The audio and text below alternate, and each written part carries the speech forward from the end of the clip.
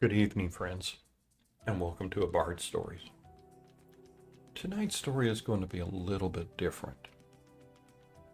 As you know, I have built my channel for talking about movies from 1989 and back. And well, this one does fall in that category, made in the year 1981. Well, I was a sprite 12-year-old boy at its release. The TV had been filled with commercials of this new action hero, Indiana Jones, portrayed by Harrison Ford. Now, Harrison was already a hero to many of us because he was Han Solo from Star Wars, and our excitement was through the roof. In just 2 weeks from my birthday, it was going to be re-released. Raiders of the Lost Ark. Now, my parents took me to see it at a drive-in theater. Many kids I knew were there. The drive-ins back then had playgrounds in front of the screen itself. And we played in it till it started getting dark. And boy, we all ran back to our cars to sit and watch the movie. Now, on a personal note, there are only 3 Indiana Jones for me. The Crystal Skull was just a bridge too far. And I'm making this one more to honor Indy the way I remember him. So the Dial of Destiny might be the bridge on the River Kwai and just gets blown to pieces. It could end up being another summer failure for Disney, something I never thought I would ever see. But let us hope and pray that it's a fitting send-off and the end of the franchise once and for all. How I remember Indy? Well, let's start off with that first scene. He's walking away from the camera, and we see those pants.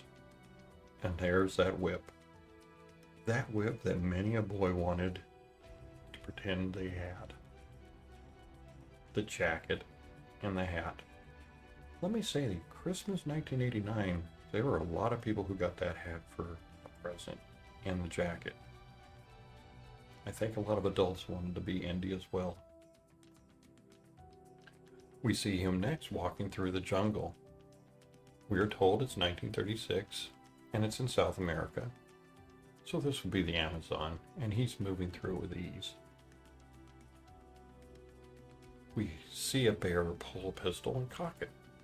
Indy's hearing and reflexes are so good, he is able to grab the whip and with a single fling, snap the gun from the man's hand, forcing him to flee.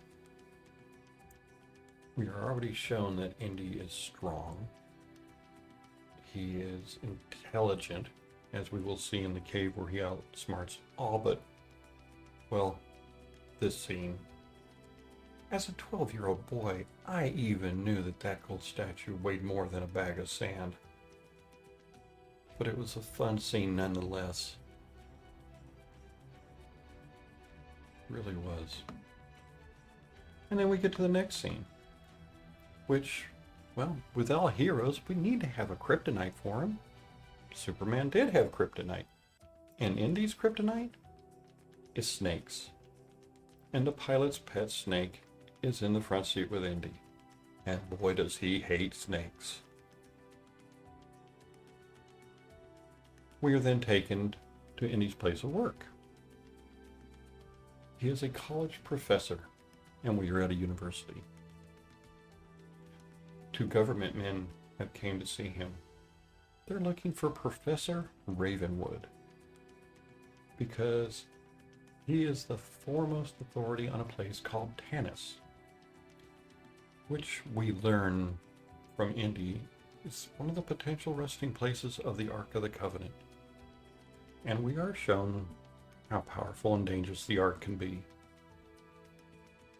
Well, my friends, we now have our story. And Indy must board that plane and take off around the world. Next, we have a scene with the beautiful Marion. Yes, Marion. Indy's love of his life. She's portrayed by Karen Allen. She is strong. She is powerful. We learn later she is wise. She is very attractive and extremely confident. And she can hold her liquor.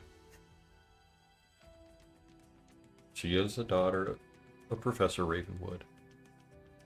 And as we are led to believe, Indy and her had a relationship before. Indy is there to get the figurehead, and she tells him to come back the next day, assuming that it's someplace else. Well, Indy leaves and she pulls it out. It's on a necklace. It is then we get to meet the big bad of the story, a Nazi. And he is dressed the full part, the black hat, the black coat.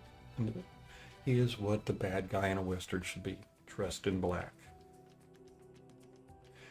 And of course, Indy comes in and saves her. And they start fleeing. Off on another adventure they go, in another plane, crossing Nepal and heading to Egypt.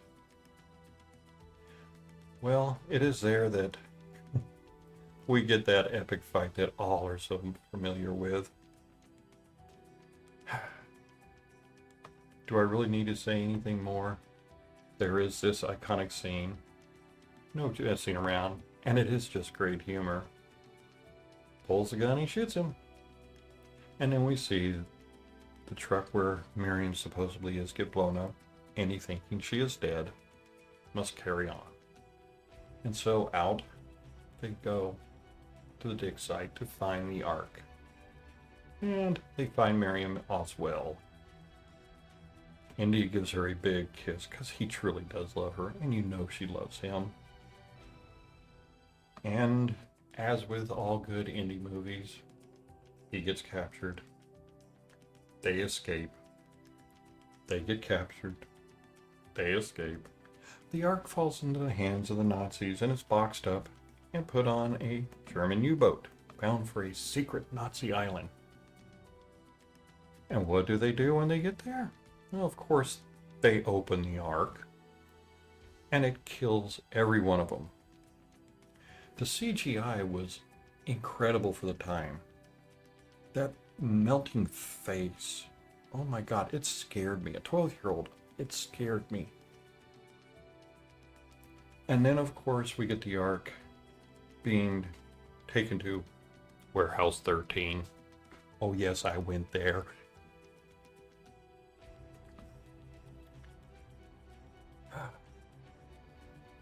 It was a great fun movie. I honestly did this entire review from memory, only getting clips as needed. That is a testament to how many times I have seen it. Hundreds. A lesson to Hollywood that fans will continue to watch a show for decades if it was done well. Indy was a childhood hero of mine, a role model, and someone I played many times. Something near and dear to my heart. For 54 years now, I have been alive. Indy's been part of it for 40 plus.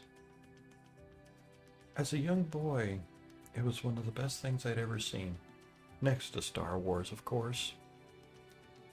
As an adult, putting a more critical eye to it, my score is not that perfect 100 of my youth, but it is still an 89.